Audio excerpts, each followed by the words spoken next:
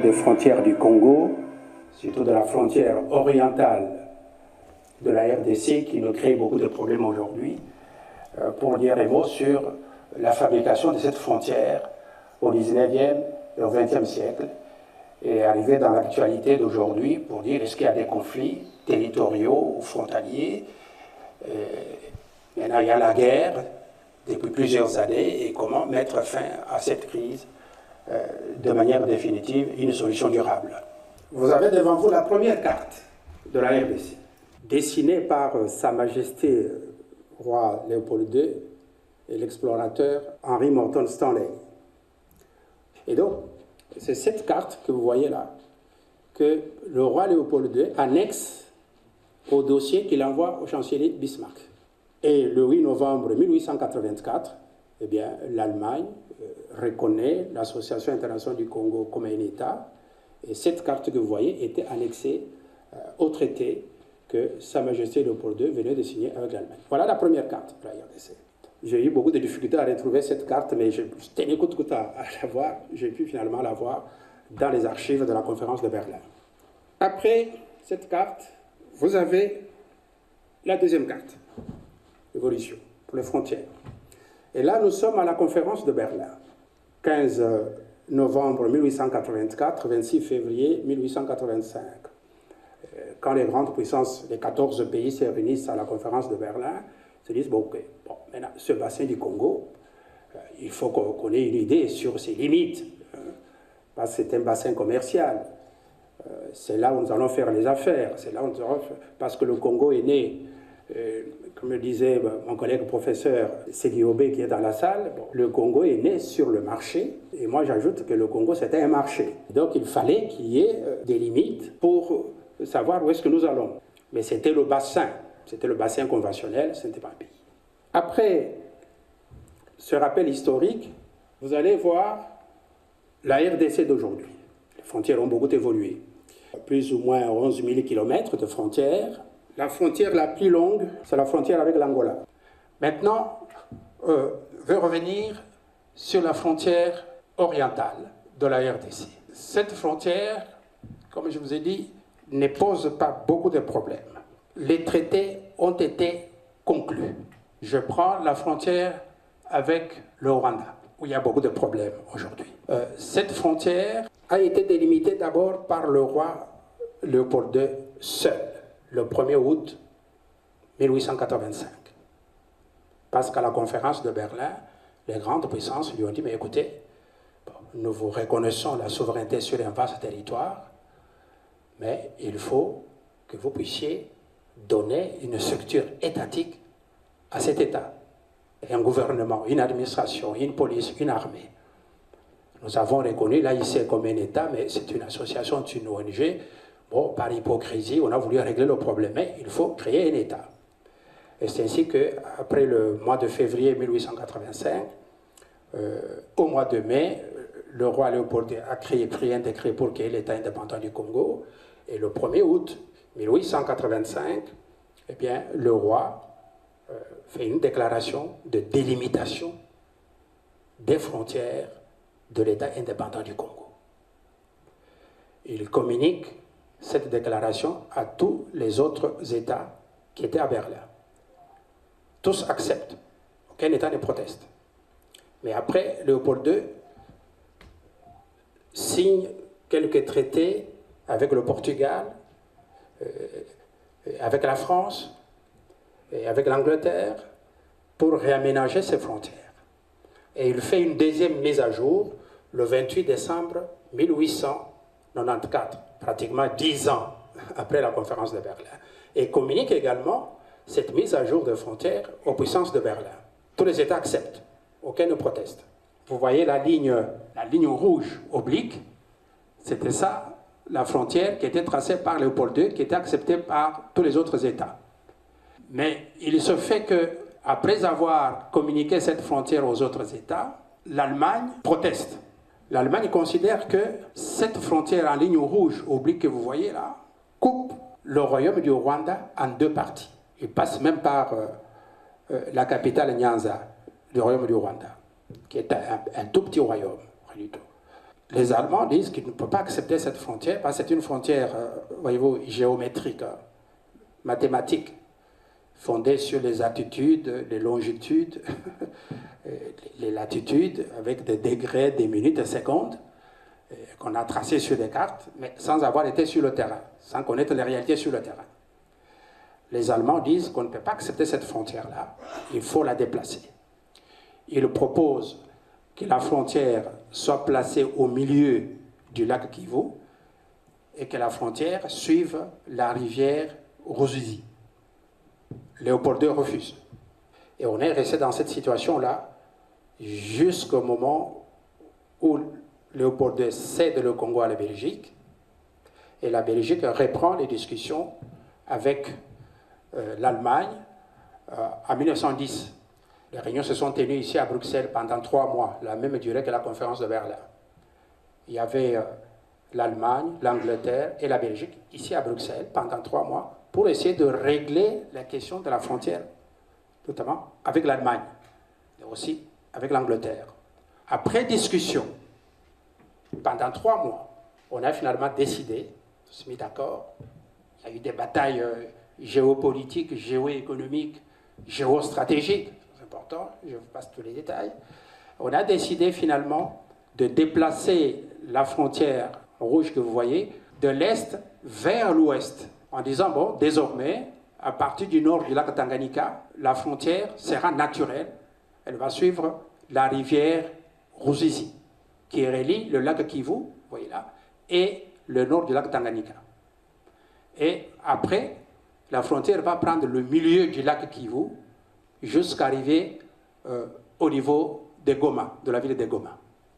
Donc la ligne médiane, comme on l'appelait à l'époque. Cela a été décidé le 14 mai 1910, ici à Bruxelles. On s'est mis d'accord. Au cours des négociations, l'Allemagne était intransigeante. J'en parle abondamment dans le livre. Pour l'Allemagne, il n'est pas question qu'on touche à un seul morceau du territoire du Rwanda. Le Congo belge était déjà immense, c'était du lac Tanganyika jusqu'à l'océan Atlantique, le lac Mouero jusqu'au nord, jusqu'à Lubangui, jusqu'à la rivière Mbomu.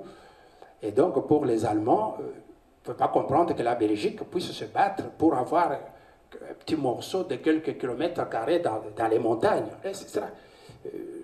La Belgique avait déjà tout un continent, le Congo belge. Et donc il n'était pas question de laisser un seul centimètre carré du territoire du Rwanda historique être annexé au Congo belge. Et c'est dans ces conditions, vous voyez le point jaune sur la carte, c'est l'île Idjouï, qui est au milieu du lac Kivu, Idjouï, qui est l'un des 145 territoires de la RDC. L'île Idjouï, j'en parle abondamment dans le livre, était occupée par les Allemands en 1910. Les Belges avaient un poste colonial là-bas, suivant les arrangements de 1900. Passe les détails. Alors, les milieux coloniaux à Berlin tenaient coûte que coûte à ce que l'île d'Udi reste une île allemande, donc au Rwanda. Les milieux coloniaux ici à Bruxelles, belges, disaient on ne touche pas à l'île d'Idui. On peut tous céder des territoires par-ci par-là, mais Idui doit rester belge, doit rester dans le Congo belge. Confrontation terrible. Ouais, c'était. Mais on a mis un critère sur la table. On a dit, bon, voilà. Tout territoire où le roi du Rwanda avait de l'influence, ça reste au Rwanda. Mais l'île d'Idui n'a jamais été soumise à l'autorité du roi Yoweri Musinga, qui était au pouvoir à l'époque. Et donc, l'Allemagne ne peut pas avoir ce territoire d'Idui, suivant le critère déposé sur la table par l'Allemagne elle-même. C'est-à-dire, Idui reste alors Congo belge. Pourquoi? Parce que l'île d'Idui n'avait jamais appartenu au royaume du Rwanda historique. Voilà dans quelles circonstances, en 1911, 1910, et puis 1911, on a fait l'échange de territoire. L'île d'Udi, les Allemands ont enlevé leurs soldats qui étaient là, leurs drapeaux, ils sont partis, et la Belgique a récupéré l'île d'Udi pour des raisons que je viens de vous indiquer. Je suis un peu surpris de voir que certains Rwandais prétendent que l'île d'Udi faisait partie du royaume du Rwanda. Donc, c'est en ce moment-là qu'on a cédé l'île d'Udi et le Congo belge. Donc la Belgique a cédé Changungu parce que la Belgique avait des postes coloniaux à Changungu et à Nyagagunda, de l'autre côté de la Ruzizi et du lac Kivu. Et donc, les Allemands ont récupéré Changungu, Nyagagunda, et la Belgique a récupéré l'île d'Udi, Kamaronza et autres. Voilà, ça c'est là. Maintenant, nous arrivons au niveau des Goma, au nord, vous voyez là, ce qu'on appelle la ligne des volcans. Même débat. Pour les Belges, eh bien, nous devons respecter la ligne des volcans. Pour les Allemands, ils avaient des tendances, des ambitions de chercher à agrandir leur territoire. Il y avait un territoire contesté là-bas, on pourra revenir là-dessus en détail. Et là, après des discussions, pendant 3 mois ici à Bruxelles, on a trouvé une solution. Nous allons respecter cette ligne des volcans, parce qu'il y a 8 volcans là-bas. Karisimbi, Nirangongo, Nyamulagira, Visoke, et surtout au nord, vous avez Sabinho, le professeur Segiobe qui est dans la salle, qui est originaire de Rutshuru, connaît très bien la région, il pourra peut-être nous en parler dans son intervention. Et donc on a dit, cette ligne des volcans, c'est ça que nous devons respecter comme frontière. La ligne des volcans, c'est, on va prendre une frontière orographique, on va prendre les sommets des volcans comme frontière naturelle. Et pour les populations locales qui habitaient le long de cette frontière, on a dit, bon, nous allons respecter la volonté des populations. Alors les populations qui sont au nord ou à l'ouest de cette ligne des volcans, ça c'est le Congo belge, donc la Belgique. Et du côté de l'est, ça c'est l'Allemagne. Alors les populations qui habitent le long de la frontière vont choisir pendant 6 mois. Celles qui voudraient traverser la frontière, décider, pour aller du côté allemand, bon, ils pourront, ces populations pourraient traverser les frontières, aller s'installer en Allemagne, donc au Rwanda. Et les autres pourront rester là-bas, resteront au Congo belge. Le rapport d'Emile Dersch, l'un des meilleurs officiers belges qui a travaillé, qui a dirigé cette région-là, il a fait un rapport en 1909 qui est dans le livre. Il y a certaines populations locales, surtout les Hutus, qui ont dit, mais nous, on ne part pas au Rwanda. Les Allemands nous donnent des fouets là-bas, ce sont des brutaux, etc. Le roi Yumusinga nous demande des impôts et des taxes. Nous, on ne veut pas aller vivre au Rwanda. Nous restons ici chez nous. Et nous sommes bien ici. Et les Belges qui étaient là, Emile Dersch et les autres, disent, non, d'ailleurs, vous pouvez rester avec nous. Nous, les Belges, nous sommes gentils. On ne va pas vous fouetter. Nous sommes bien. Il n'y a pas de problème. Si vous voulez rester, vous restez. C'est ainsi qu'il y a beaucoup de Hutus dans cette région-là. Ils sont restés là déjà depuis... Ils étaient là bien avant 1910. Et en 1910-11, ils ont décidé de rester au Congo belge et donc en RDC aujourd'hui. Je viens de prendre connaissance du rapport établi par le Parlement rwandais, qui a été publié le 3 juin dernier. C'est très récent. Le Parlement rwandais avait mis en place une commission en janvier 2023 pour étudier la problématique des conflits à la frontière entre le Rwanda et la RDC, en fait, dans la région des Grands Lacs. Ce rapport vient d'être publié. C'est un rapport de 159 pages, rédigé en Kinyarwanda. Mais on a pu obtenir un logiciel pour le traduire en anglais.